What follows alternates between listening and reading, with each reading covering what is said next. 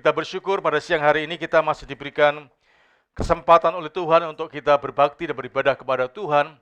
Dan sekali lagi bulan Juni adalah bulan keluarga, dan kemarin kita sudah didasari firman Tuhan bagaimana menjadi keluarga yang kokoh, yang kuat.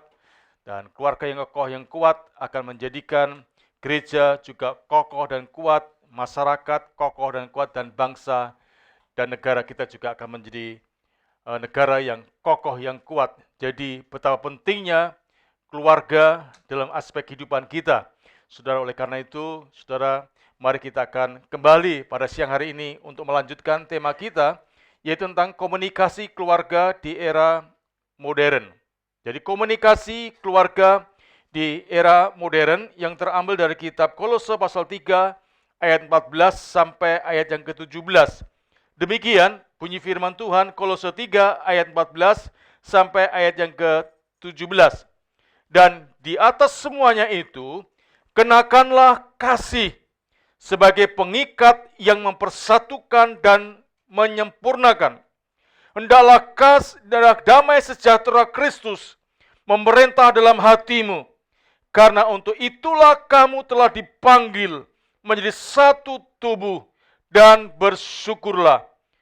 Hendaklah perkataan Kristus diam dengan segala kekayaannya di antara kamu, sehingga kamu dengan segala hikmat mengajar dan menegur seorang akan yang lain, sambil menyanyikan mazmur dan puji-pujian dan nyanyian rohani. Kamu mengucap syukur kepada Allah di dalam hatimu. Dan segala sesuatu yang kamu lakukan dengan perkataan atau perbuatan, lakukanlah semuanya itu dalam nama Tuhan Yesus, sambil mengucap syukur oleh Dia kepada Allah Bapa kita. Puji nama Tuhan. Saudara, bahwa komunikasi keluarga di era modern ini, saudara, sungguh-sungguh perlu mendapat perhatian khusus dari setiap kita.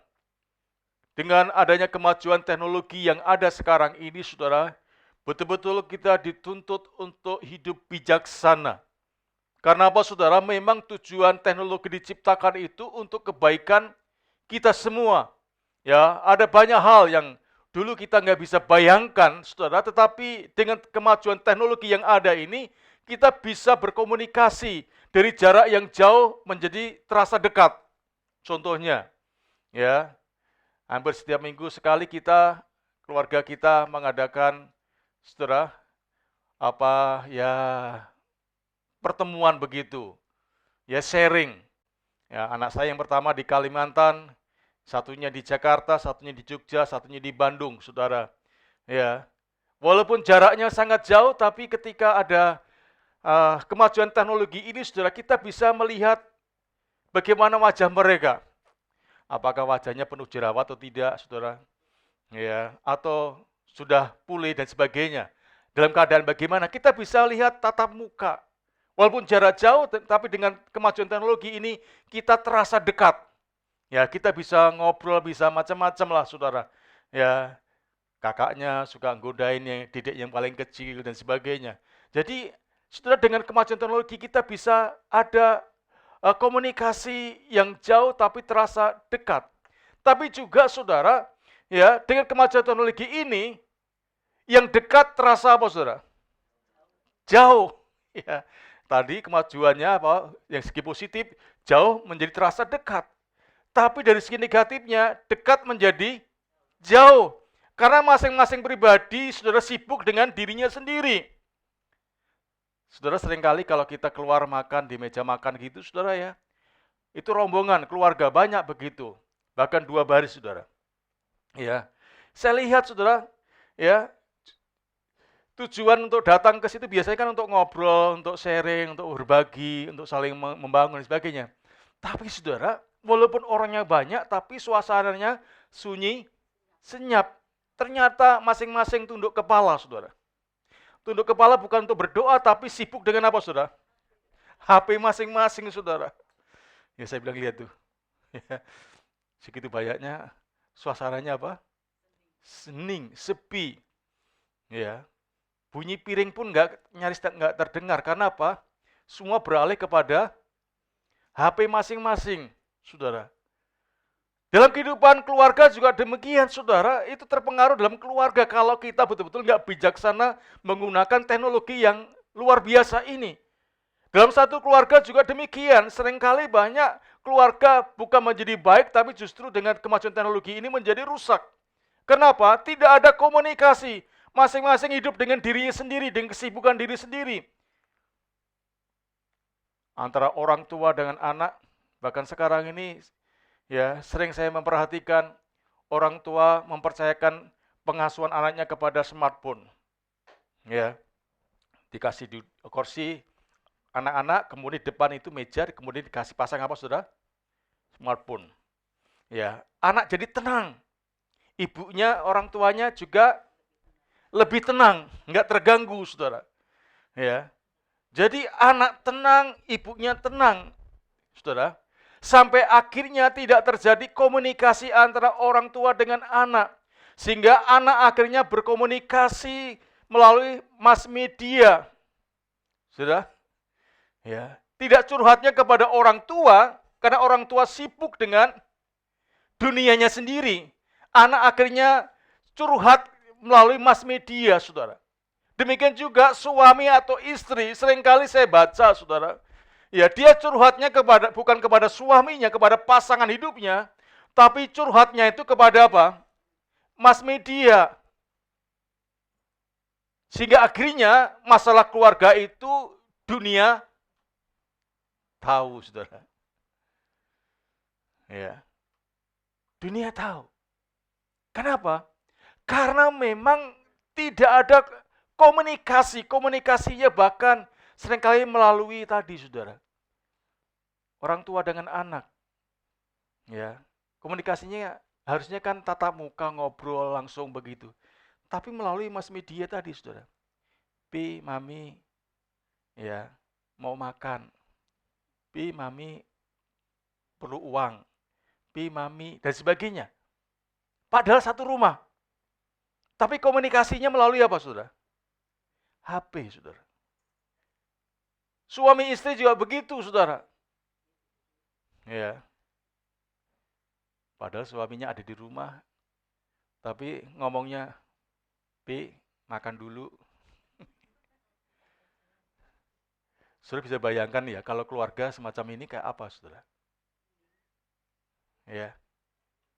Dan itu, saudara, kalau kita nggak bijaksana menggunakan teknologi yang Tuhan anugerahkan kepada kita.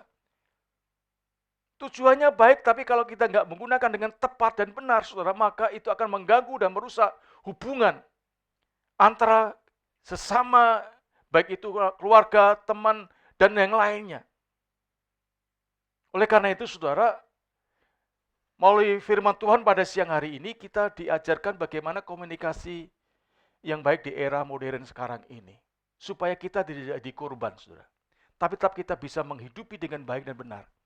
Dan kita bisa memanfaatkan teknologi ini untuk kebaikan keluarga kita. Nah, saudara, melalui firman Tuhan dalam kitab Kolose tadi ada 3 hal. Bagaimana membangun komunikasi yang baik. Karena apa? Sekali lagi, komunikasi yang baik itu akan mendatangkan kebaikan bagi keluarga. Tapi komunikasi yang tidak baik akan merusak keluarga. Ya, seringkali orang menggambarkan komunikasi itu seperti saudara, aliran darah. Aliran darah. Kalau aliran darah itu macet, maka apa yang terjadi dalam hidup kita, saudara? Tubuh kita. Tadi pagi ada yang bilang jadi stroke. Ya, stroke. Nah, stroke saudara bisa lihat orang yang stroke, ya jalannya nggak normal. Ya segala sesuatu nggak normal. Bahkan kalau stroke ini ditangani dengan baik, bisa-bisa menjadi stop. Ya, berhenti. Ya, berhenti. Akhirnya ya ada nama baru. Innalillahi, ya begitu, saudara. Artinya meninggal.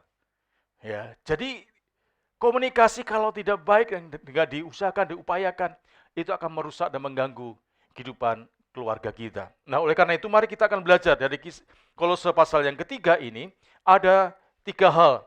Bagaimana supaya komunikasi itu menjadi baik dan membuat kesehatan keluarga kita juga menjadi baik. Yang pertama, saudara, Kalau kita perhatikan ayat 14 dan 15 dikatakan di sana, dan di atas semuanya itu kenakanlah kasih sebagai pengikat yang mempersatukan dan menyempurnakan.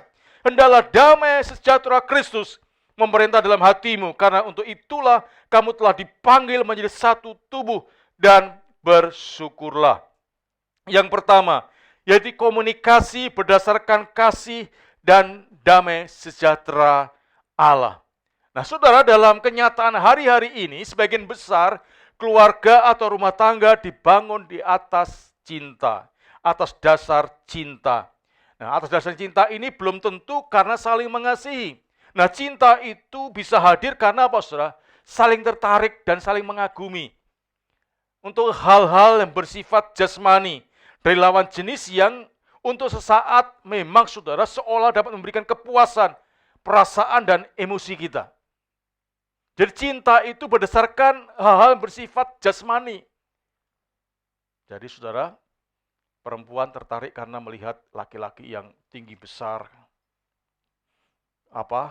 kekar begitu. Karena yang perempuan menyadari dia kecil, saudara. Sehingga dia ingin punya pasangan hidup atau punya suami seorang yang kekar, yang besar, saudara. Supaya dapat melindungi dia yang kecil begitu, saudara. Tetangga di depan rumah saya itu, saudara, namanya Cak Mat, itu saudara, orangnya tinggi, ya, tinggi, dia pelatih golf, saudara. Ya, tinggi besar, tapi istrinya mungil. Ya, dipikir untuk memperbaiki keturunan, tapi saya perhatikan anak-anaknya nurunnya bukan papanya, tapi anaknya tetap mungil, saudara. Ya, saudara, ya ada yang melihat karena, wah, itu bisa saya andalkan. Tapi yang pria melihat, wah, dia itu lucu, ya, kecil kan, lucu begitu. Itu kayaknya bagus kalau jadi pasangan hidup saya. Tertarik dari hal yang bersifat lahiriah jasmani, atau karena melihat cantik atau cakep, atau karena kuning atau karena hitam, ya, karena rambutnya keriting atau rambutnya seperti landak, ya, saudara. Ada sesuatu yang menarik, saudara. Dan itu sebagai dasar untuk dia mengambil keputusan. Ya. Tetapi saudara, di Alkitab itu bukan menekankan cinta, tetapi menekankan kasih. Bukan cinta.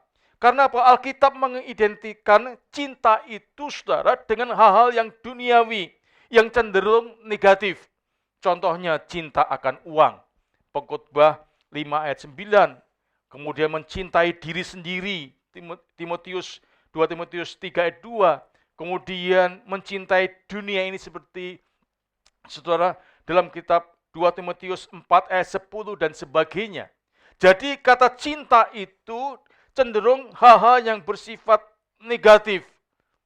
Tetapi Alkitab dengan jelas mengatakan bahwa kasih, ya, Alkitab menggunakan kata kasih untuk apa? Hal-hal yang berhubungan dengan sesuatu yang berasal dari Allah. Ya, jadi kasih itu berhubungan dengan hal-hal yang berasal dari Allah. Sedangkan cinta itu berkaitan dengan hal yang bersifat jasmani atau lahiriah atau dunia ini, yang cenderung kepada hal yang negatif. Tapi kasih itu berasal dari Allah. Nah, dalam praktek kehidupan sehari-hari, cinta dan kasih itu memiliki perbedaan yang sangat jauh. Kalau kasih itu melayani, kalau kasih itu memberi, kalau kasih itu berkorban, sementara cinta ada kecenderungan, saudara, yaitu menuntut. Menuntut. Tapi kasih memberi, berkorban, melayani. Tapi cinta itu cenderung menuntut, meminta. Ya, boro-boro berkorban, melayani saja enggak. Ya. Karena apa? Cinta adalah apa yang saudara rasakan terhadap orang lain. Sedangkan kasih adalah sesuatu yang orang lain terima dan rasakan dari saudara. Artinya bisa disimpulkan bahwa cinta itu kita menerima dari orang lain. Karena kita menuntut. Sedangkan kasih itu kita memberi, mengeluarkan, ada sesuatu yang keluar dari diri kita. Itu kasih, yaitu melayani, memberi, berkorban. Itu ada keluar dari diri kita. Nah saudara, orang yang mencintai belum tentu mengasihi. Tapi orang yang mengasihi, saudara, pasti dia sanggup untuk mencintai dengan tulus hati. Saudara, kenapa kasih itu ditekankan di sini? Karena kasih itu, kasih dari Allah, kasih dari Kristus itu punya kuasa. Kuasa untuk apa, saudara? Sebagaimana dikatakan tadi, hendaklah semuanya, kenakanlah kasih sebagai pengikat yang mempersatukan dan menyempurnakan. Kasih itu punya kuasa untuk mengikat, mempersatukan, dan menyempurnakan, saudara. Kasih Allah itu punya kuasa, sekali lagi, untuk mengikat, mempersatukan, dan menyempurnakan. Kita dipertemukan, masing-masing punya kekurangan, kelemahan. Bagaimanapun pintarnya, bagaimanapun hebatnya, bagaimanapun kuatnya kita, saudara, tetap kita masih ada titik-titik kelemahan. Ya. Nah, kalau kita nggak bisa memanage kelemahan kita, saudara, maka itu dipakai sebagai sarana oleh iblis untuk apa, saudara? Saling menyerang. Ya, saling menyerang. Sehingga akhirnya dari kelemahan-kelemahan itu kita bertengkar, kita saling menyalahkan, saudara. Nah, untuk supaya hal ini tidak terjadi, maka kasih itu dipergunakan untuk apa, saudara? Mempersatukan. Dari lemah kelemahan ini, saudara. Saling menutupi, saling menerima. Kasih dikatakan tadi, yaitu untuk mempererat, untuk mengikat, untuk mempersatukan dan menyempurnakan. Tadi pagi saya memberi contoh, saya dengan istri saya punya latar belakang yang berbeda. Ya, baik keluarga dan sebagainya. Pendidikan juga berbeda. Ya, seringkali kalau urusan kuliah itu dia bilang, aku nggak bisa apa-apa, nggak tahu apa itu nama kuliah, saya nggak pernah kuliah. Jadi kalau urusan apa-apa dengan kuliah itu selalu serahkan kepada saya, saudara. Dan juga terutama masalah makanan dulu, saudara. Ya, saya dari Jogja, dari Jawa Tengah itu ya manis. Ya, apalagi di Jogja itu kalau di Cepu itu ya nggak terlalu manis, saudara. Tapi kalau di Jogja itu semuanya manis, saudara. Tahu, tempe, bacem juga manis. Pokoknya semuanya manis. Datang ke Cirebon, berubah menjadi wasin. Bukan asin, wasin, saudara. Sampai pernah suatu hari saya tanya sama majelis Gia, ya, Pak, apakah di Cirebon itu nggak ada sih makanan yang nggak asin, saudara? Empal, asin. Sayur, asin. Semuanya asin. Kecap, asin. Saya mengenal kecap asin juga di Cirebon, saudara. Bukan di Jawa Tengah. Sehingga suatu hari, sekali lagi, almarhum Bambang Utomo, karena dia nggak tahu bahwa itu kitab asin, saudara. Itu, saudara, dikasih banyak, saudara. Namanya apa itu? Yang asparagus, saudara. Asparagus ya. Dikasih banyak, cerok-cerok gitu. Nggak taunya, saudara, setelah dimakan, wah, saudara, kemudian digeser aja. Nggak bisa dimakan. Saya bilang itu kecap asin, Pak Bambang. Bukan kecap manis. Saudara, ya. Jadi saya biasa manis jadi asin. Ya, apalagi mertua saya itu suka masak bakut sayur asin, saudara. Ya, waduh, saudara. Ya, saya makan B2 itu juga di Cirebon. Ya, kalau di Jawa Tengah itu guguk, saudara. Dan itu pun karena korban persekutuan saudara kita dari Manado dan Batak. Kalau enggak begitu saya enggak mengenal namanya daging guguk. Saudara. Ya, saudara, mertua suka masak itu, saudara. Ya, sayur asin baunya juga enggak ketulungan, saudara. Juga masak namanya rebung. Rebung juga Cirebon juga baunya, waduh, saudara. Ya, baunya luar biasa. Tapi karena ya mertua yang masak, saudara, dan yang di meja hanya ada itu, saudara.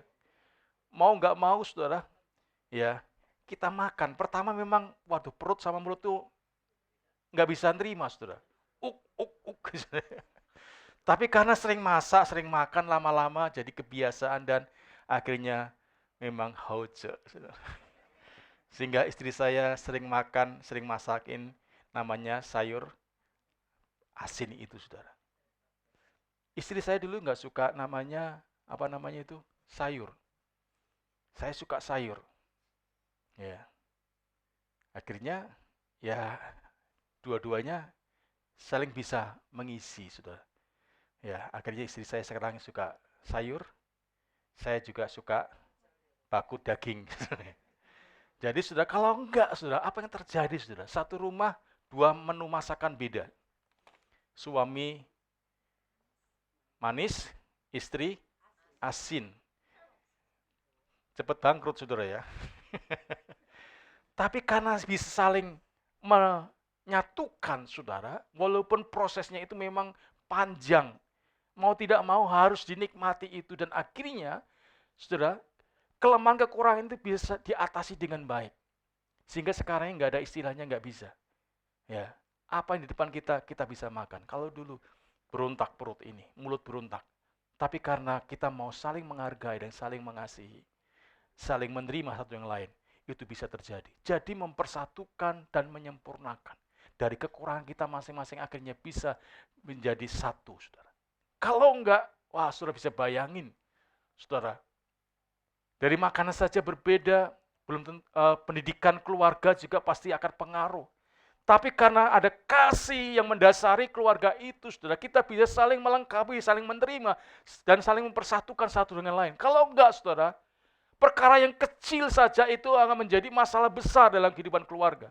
Tetapi apabila kasih memerintah, saudara, maka saudara, masalah-masalah besar bisa diatasi dengan baik.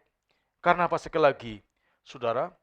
Karena kasih itu memiliki kuasa dan otoritas, menjadi perekat, menjadi lem pengikat yang mempersatukan dan menyempurnakan setiap anggota keluarga. Dan jika kasih dan damai sejahtera Kristus yang mendasari, saudara, maka komunikasi akan terjadi dengan menyenangkan. Komunikasi akan menjadi sesuatu yang menyenangkan di dalam keluarga, dan bukan formalitas semata, saudara. Dalam keluarga itu tidak ada rasa ketakutan, tidak ada tekanan batin. Saudara, banyak istri atau suami, ya karena sekarang dalam era modern ini, ya bukan hanya istri saja yang tekanan batin, suami juga, ya ada yang merasa tekanan batin begitu, saudara. Ada ketakutan dalam keluarga itu.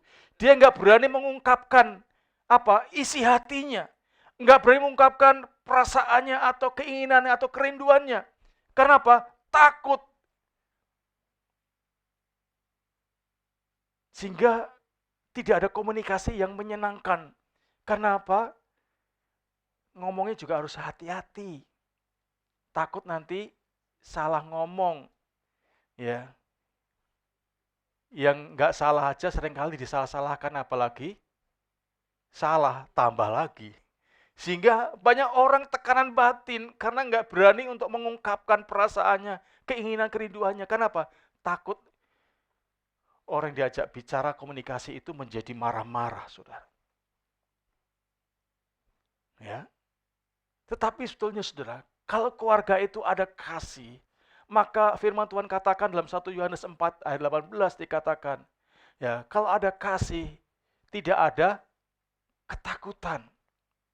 Kasih yang sempurna itu, saudara, akan melenyapkan ketakutan.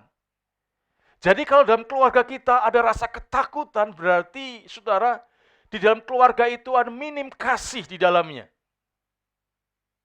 Karena apa? Firman Tuhan dengan jelas, kasih, kalau ada kasih, tidak ada ketakutan. Di dalam kasih tidak ada ketakutan. Kasih yang sempurna melenyapkan ketakutan. Jadi kalau dalam keluarga saudara itu tidak ada komunikasi yang baik, karena ada ketakutan di dalamnya, berarti kasih sangat minim di tengah keluarga saudara. Oleh karena diperlukan kasih untuk mendasari komunikasi itu. Kasih akan mendorong untuk sabar atau menerima orang lain dengan ketulusan. Kasih mengampuni bila bersalah dan memotivasi untuk tidak menyembunyikan sesuatu kepada anggota keluarga. Nah, kenapa menyembunyikan, saudara? Karena memang ada ketakutan. Ya. Nggak berani terbuka, sehingga dia menyembunyikan sesuatu kepada anggota yang lainnya. Kenapa? Ada ketakutan di dalamnya. Mau ngomong jujur, salah. Nggak jujur, salah. Lebih baik apa? Diem, kata orang begitu. Ya, dan itu nggak pernah menyelesaikan masalah, saudara. Ya, untuk itu makanya diperlukan dasar kasih tadi. Kasih adalah mau melayani, ya, mau berkorban, mau memberi waktu, memberi dan sebagainya lah, saudara. Ya. Jadi kasih sebagai dasar untuk berkomunikasi.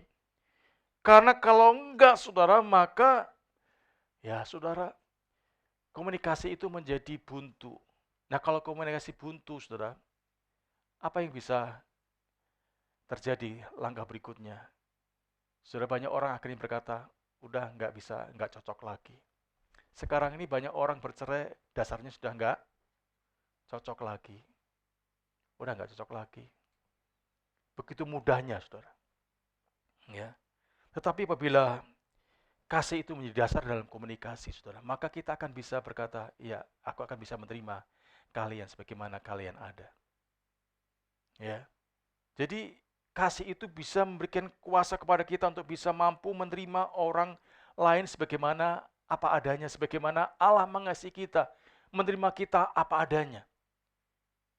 Kita ini satu yang lain berbeda-beda. Ada orang yang sangat luar biasa, sepatutnya betul-betul nggak layak untuk menerima kasih Tuhan, tapi Tuhan mau menerima apa adanya kita masing-masing. Saudara, mau menerima sebagaimana kita adanya. Itu kasih Allah. Sehingga menjadikan kita hari ini sebagaimana kita hari ini ada. Menjadi anak-anak Allah. Ada suatu perubahan yang terjadi masa depan kita. Masa depan yang penuh dengan pengharapan dalam Tuhan. Itu semua terjadi karena apa? Adanya kasih Allah melingkupi kehidupan kita. Nah, demikian juga dalam keluarga kita. Kalau ada kasih Allah memenuhi keluarga kita, maka saudara, saya percaya keluarga kita menjadi keluarga yang bahagia. Keluarga yang diberkati oleh Tuhan. Karena kasih itu adalah berasal dari Allah itu sendiri. Itu yang pertama, yaitu komunikasi yang didasarkan kepada kasih dan damai sejahtera daripada Allah. Yang kedua, saudara, dalam ayat yang ke-16 dikatakan, hendaklah perkataan Kristus diam dengan segala kekayaannya di antara kamu, sehingga kamu dengan segala hikmat mengajar dan menegur seorang akan yang lain, dan sambil menyanyikan mazmur dan puji-pujian dan nyanyian rohani, kamu mengucap syukur kepada Allah di dalam hatimu. Hal yang kedua, saudara, yaitu komunikasi dengan hikmat Kristus. Hal yang kedua yang perlu kita butuhkan untuk berkomunikasi dengan baik, dengan benar di era yang modern ini, saudara, yaitu komunikasi dengan hikmat Kristus. Saudara, pada saat kita berkomunikasi, bukan hanya skill, ya, keterampilan atau kemampuan ya pribadi yang kita butuhkan. Bukan hanya itu perlu, tapi bukan paling utama yang menentukan ya komunikasi kita bisa berhasil dengan baik. Bukan hanya sekedar skill atau keterampilan. Apalagi dalam dunia bisnis, khususnya bagi marketing, saudara, pasti, saudara, ya dia tidak akan dilepas begitu saja. Dia akan diperlengkapi bagaimana mempengaruhi para nasabah supaya ya produk yang akan ditawarkan itu akan dibeli, ya. Kan nggak mungkin, Om, tolong dong beli ini Om, ya. Kan nggak mungkin, saudara akan diperlengkapi. Kalau beli ini untungnya apa sih, ya. Dan untuk itu perlu dilengkapi sehingga ada training, saudara. Ya, supaya apa? Pada waktu kita menawarkan produk kita, orang lain itu dibuka wawasannya, pikirannya, kemudian, ya aku mau beli. Ya. Tapi sudah dalam komunikasi tidak hanya itu yang diperlukan. Dibutuhkan, tapi perlu hikmat dari Tuhan. Apalagi dalam komunikasi hubungan dengan keluarga, dengan sesama kita, diperlukan hikmat yang dari Tuhan. Sehingga kita bisa menyampaikan sesuatu dengan cara yang tepat, waktu yang tepat, saat yang tepat, sesuai dengan apa yang Allah kehendaki untuk disampaikan.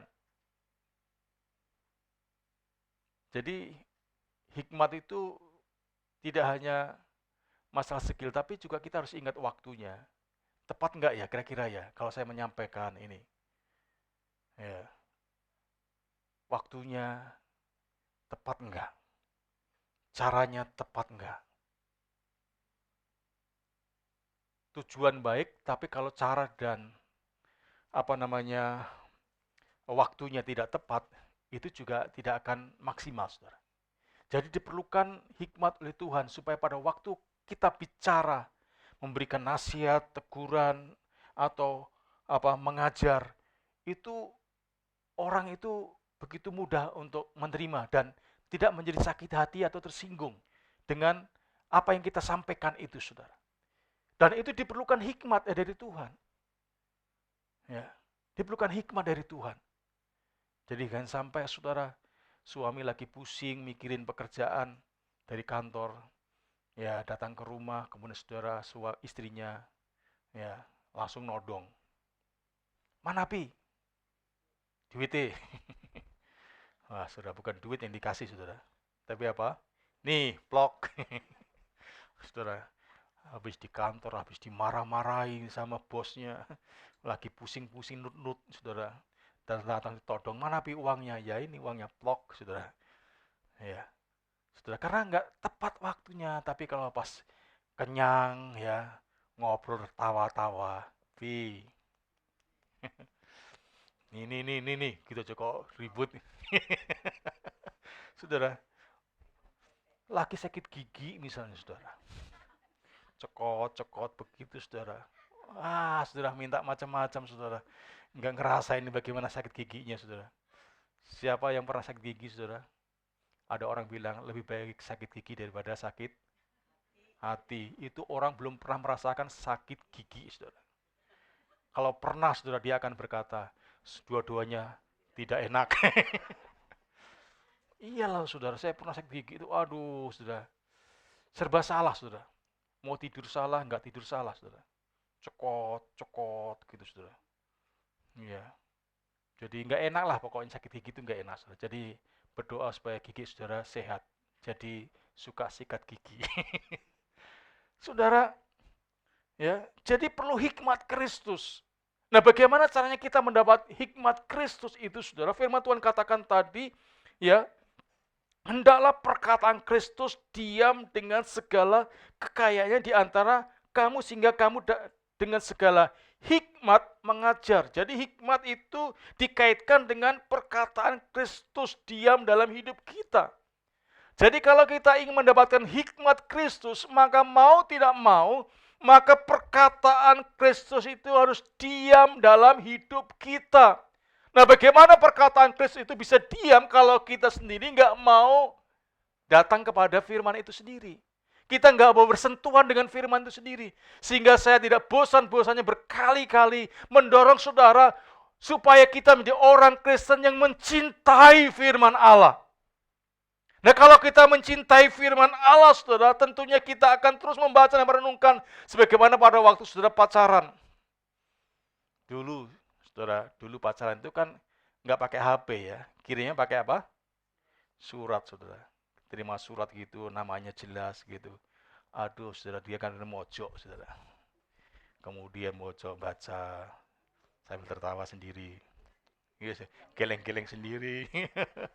Saudara, dinikmati, disimpan, saudara. Kemudian ada luang waktu lagi, buka lagi, geleng-geleng lagi, saudara. Ya, karena apa? Mencintai, mengasihi, saudara. Nah, ya, saudara. Jadi, saudara, cintailah, kasihlah firman itu, renungkan firman itu, saudara. Bagaimana kita mendapatkan hikmat Kristus, mendapat hikmat Allah kalau kita tidak suka firman Allah?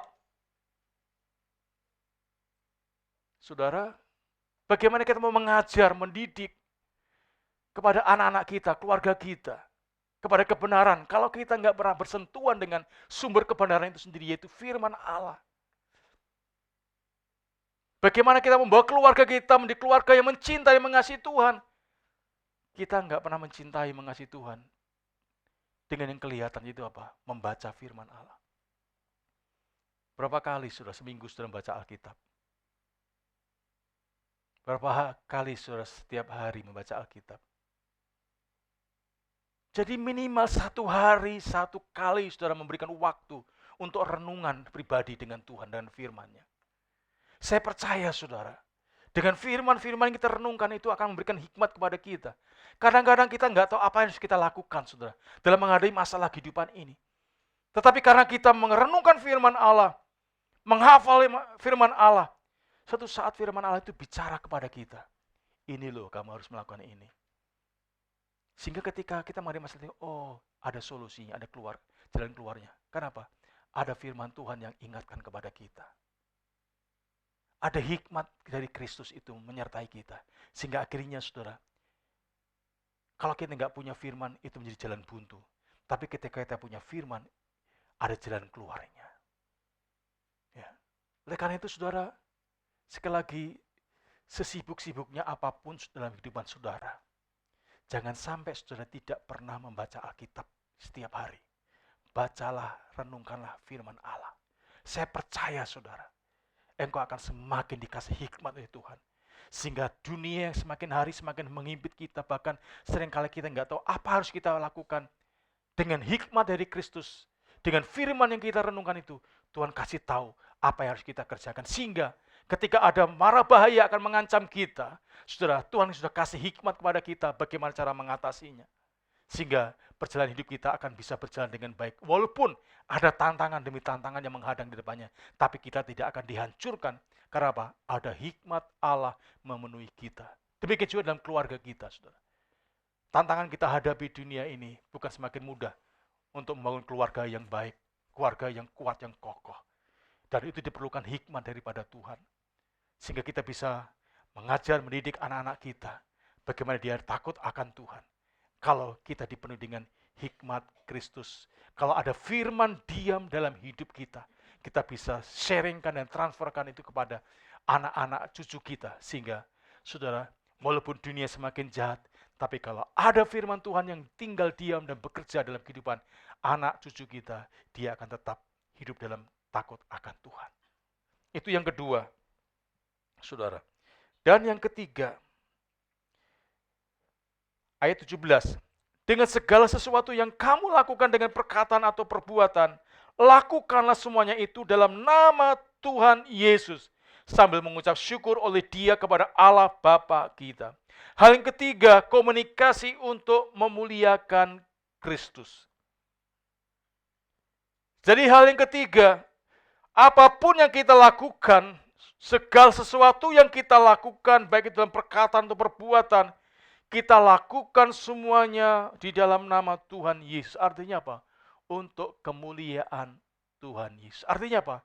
Keluarga yang kita bangun adalah keluarga yang harus mempermuliakan nama Kristus, bukan mempermalukan nama Kristus.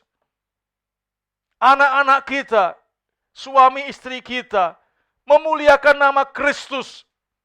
Kenapa? Hidup sesuai dengan kebenaran Allah, bukan justru menjadi batu sandungan bagi keluarga-keluarga yang lain, saudara. Oleh karena itu, saudara, orang percaya harus menghubungkan semua motif dan tindakan kita dengan Allah di dalam Yesus Kristus. Orang percaya tidak lagi hidup untuk dirinya sendiri, tapi untuk Allah. Sehingga kalau kita membaca dalam kitab Kolose pasal 3:23 dikatakan, ya ini memang konteksnya untuk hamba, ya. Lakukanlah semuanya itu seolah untuk Tuhan, bukan untuk manusia. Artinya apa? Apapun kerjaan yang kita lakukan, kita harus lakukan untuk Tuhan. Dan juga dalam 1 Petrus pasal yang keempat, ayat yang ke-11. 1 Petrus 4 ayat ke-11 dikatakan di sana, ya, jika ada orang berbicara, baiklah ia berbicara sebagai orang yang menyampaikan firman Allah. Jika ada orang melayani, baiklah ia melakukannya dengan kekuatan yang dianugerahkan Allah, supaya Allah dimuliakan dalam segala sesuatu. Karena Yesus Kristus, Ialah yang mempunyai kemuliaan dan kuasa sampai selama-lamanya. Amin. Jadi segala sesuatu supaya Tuhan dimuliakan. Dan itu dimulai dari keluarga. Itu bisa dimulai dari keluarga dalam kehidupan kita hari lepas hari. Saudara, keluarga kita adalah awal untuk bisa melakukan perkara-perkara yang lebih luas lagi. Ya, minggu yang lalu sudah disampaikan itu. Kalau keluarga kita, keluarga yang kokoh, yang kuat, itu akan berdampak pada gereja, ya, pada masyarakat dan bangsa. Tapi sebaliknya, saudara, kalau keluarga kita, keluarga yang amburadul, broken home, itu pengaruh pada gereja juga. Gereja juga akan begitu banyak masalah. Dan kalau gereja masalah, masyarakat juga banyak begitu masalah. Saudara, saudara perhatikan ya hal yang terjadi hari-hari ini. Banyak anak-anak yang berandal yang rusak. Karena apa? Ya, seringkali sama istri saya kalau lewat lampu merah itu, saudara, anak-anak masih kecil-kecil, gadis-gadis, ya, wah, saudara, lihat itu kasihan. Ini orang tuanya pasti kenapa nggak mau peduli? Kenapa? Saudara, perempuan masih remaja, ya, dengan pakaian yang begitu, kemudian mungkin juga nggak tahulah, saudara. Pasti timbul dari keluarga. Kalau keluarganya baik, tidak akan mungkin dia sampai segitunya, saudara. Ya, ya, pasti keluarga ini keluarga yang broken home, keluarga yang berantakan, keluarga yang tidak baik, sehingga anak-anaknya sampai segitunya. Nah, saudara, pengaruhnya luas sekali. Oleh karena itu saya berdoa dan mendorong saudara, mari kita bersama-sama berupaya berusaha bagaimana supaya kita menjadi keluarga-keluarga Allah, keluarga-keluarga yang penuh dengan kasih sayang dari Tuhan. Ya, sehingga ini akan berdampak, saudara. Pertumbuhan anak-anak kita, kejiwaan anak-anak kita juga dipengaruhi dari keadaan keluarga ini. Kalau keluarga suami istri sering bertengkar, nah anak juga, saudara, pasti berdampak, saudara. Ya, sifatnya juga akan berdampak, saudara. Ya, susah diatur dan sebagainya. Ya, tetapi kalau keluarga dengan penuh kasih sayang, saudara. Wah, saudara, saya bayangkan, saudara, keluarga GBI Raja Wali, gerejanya berpengaruh baik di masyarakat, bukan hanya di gereja, tapi di masyarakat, dimanapun Anda berada, anak cucu kita akan punya dampak yang positif. Ya, akan membawa dampak yang positif, sehingga orang lain akan berkata, aku pengen seperti kamu. Ya, aku ingin seperti kamu. Cari pegawai seperti kamu, saudara. Jadi ada dampak, ada pengaruh. Anak-anak kita dimanapun berada. Bukan sebaliknya kemudian diusir. Belum waktunya sudah di PHK. Tidak dipertahankan. Kenapa? Wah, gak baik kinerjanya. Sifatnya gak baik. Tapi bagi anak-anak Tuhan yang hidup dalam kasih Allah, dalam hikmat Allah, saya percaya saudara, dia akan dipakai dan dia akan membawa dampak yang baik. Oleh karena itu, mari kita sama-sama membangun keluarga kita di dalam kasih Tuhan, saudara. Dan kita minta hikmat Tuhan supaya kita bisa menjalin satu dengan lain dengan kekuatan kasih Allah itu yang mengikat, yang mempersatukan, yang menjemurakan. Ya, kiranya firman Tuhan ini sekali lagi akan menolong kita bagaimana kita membangun keluarga yang kokoh, yang kuat di dalam Tuhan. Mari kita akan berdiri bersama-sama, kita akan naikkan suatu pujian, Ku Cinta Keluarga Tuhan. Ya.